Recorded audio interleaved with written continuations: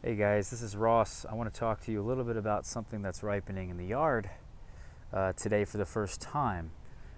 These are 3-year-old trees now, so I should say they're 2 years old and they're entering their third year, which is this year, and it's now June 11th, and we have some cherries ripening.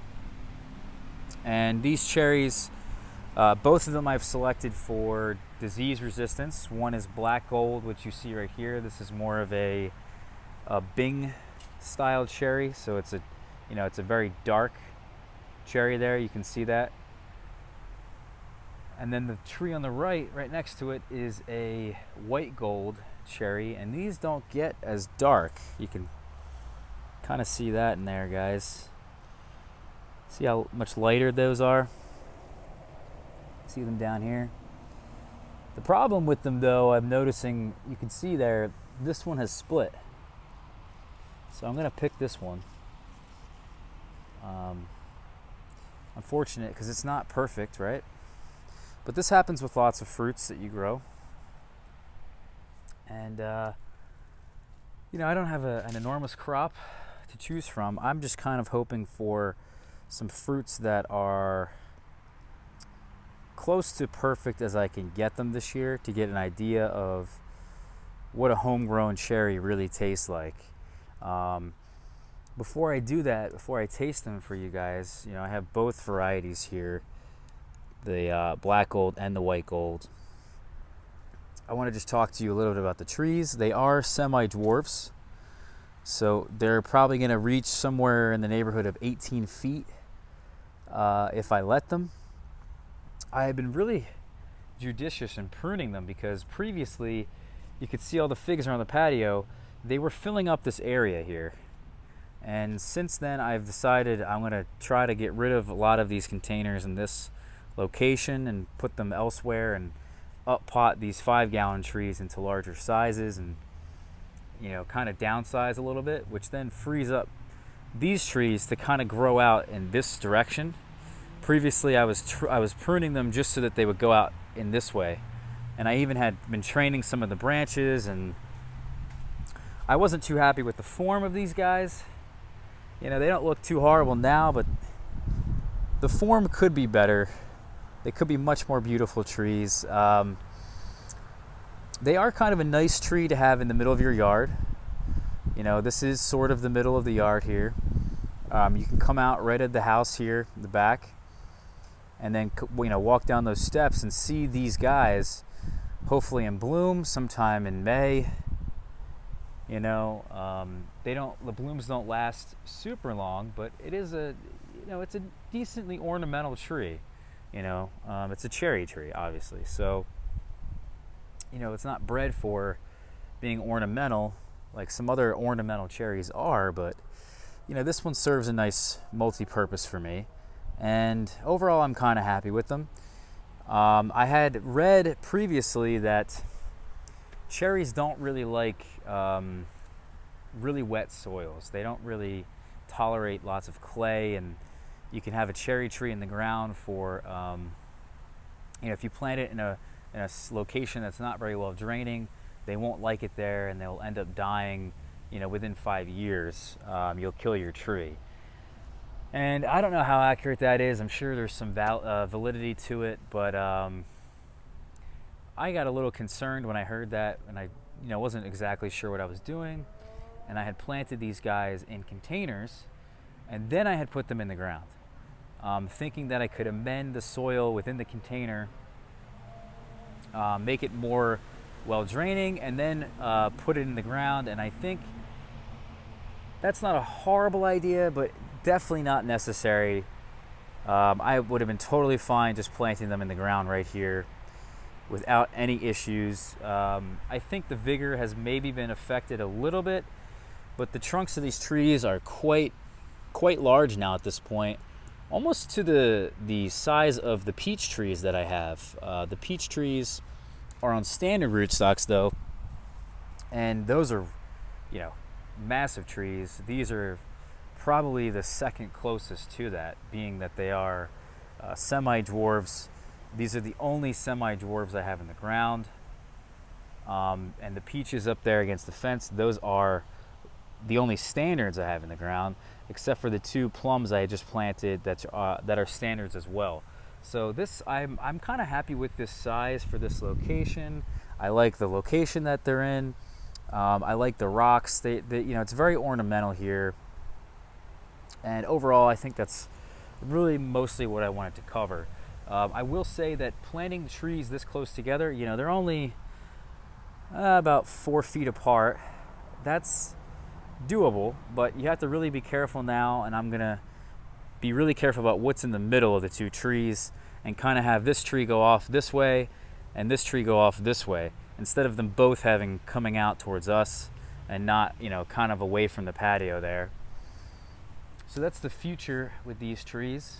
But let's try the fruits. I have tried a couple of these fruits off of the Blackgold that were very red, very mature, very tasty fruits. Let me put them over here. This is probably better. Okay, that's not better. They're still rolling off. Anyway, so even though they're this color here and they have split, when they're split like this, and in most fruits, it's time to pick them. They're going to go bad very quickly after this point. We did get about 2 inches of rain last night, so that's why I think a lot of these have been splitting. Amazingly enough, there hasn't really been anything bothering these trees, other than Japanese beetles, which should have already came so far in the season. I'm surprised I haven't seen them yet. They should be here by now, maybe this year, because last year they dwindled down in number. Maybe this year they're going to be gone for me. I don't know. It's probably quite a stretch, but let's try this cherry here. This is Blackgold. So that's really good. Now the couple cherries I had a couple days ago, when they were perfect, pretty close to perfect in color, you know, those were incredibly good. I didn't really think you could get better than a store-bought cherry, because, well, I mean, you can get better. I thought you could get better, but not by much. And that's kind of the case, is that these cherries that I've grown myself are the best cherries I've ever had. Anywhere I bought them, growing them myself has been the best quality in terms of taste that I've been able to find. But they're not so dramatically better that I would say this is a must-have for somebody's yard who doesn't have much space, you know? There's many other things out there that you can't really find in the store, or have such a better quality from the store that I would say, you know, make room for a cherry. You know, like things like tomatoes, way better quality than the store. Things like strawberries, way better quality than the store. Things like figs or mulberries or persimmons you can't really find in the store. In the mulberries case or in the figs case, you probably can't find them at good quality. You know, the cherries, you can find them at good quality compared to what you can grow. And they're quite common to find. So if this was one thing that I wouldn't grow, if there was one thing I wouldn't grow here, again, I had to not grow it, it would probably be the cherry, just because it seems like to me the difference in quality it's only a notch higher, you know, whereas something like a homegrown fig is like 20 notches higher. So, you know, it really depends on your situation, obviously, but, you know, those are my opinion. And then this is the Whitegold. So let's see. I mean, this one's really should turn more red than this. That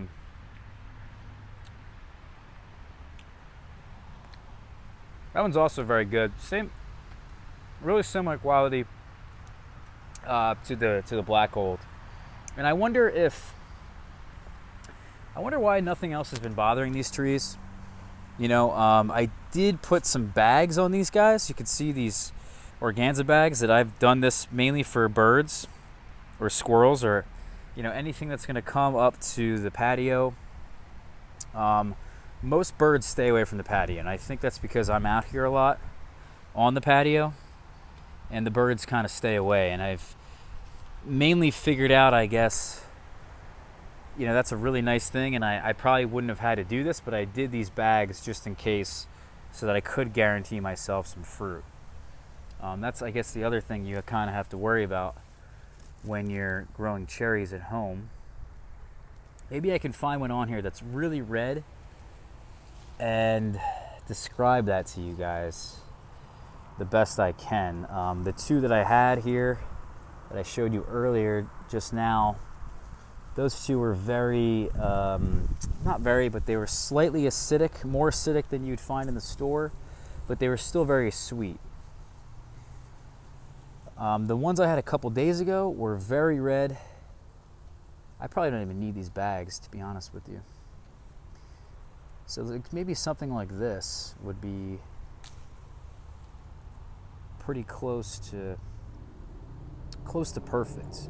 And I wonder, how long I can leave these on the tree for, with, preventing them from spoiling that way, or if they'll spoil on the tree, and how ripe and how sugary they'll get. What's the bricks going to be like at the end when these things are about to mold?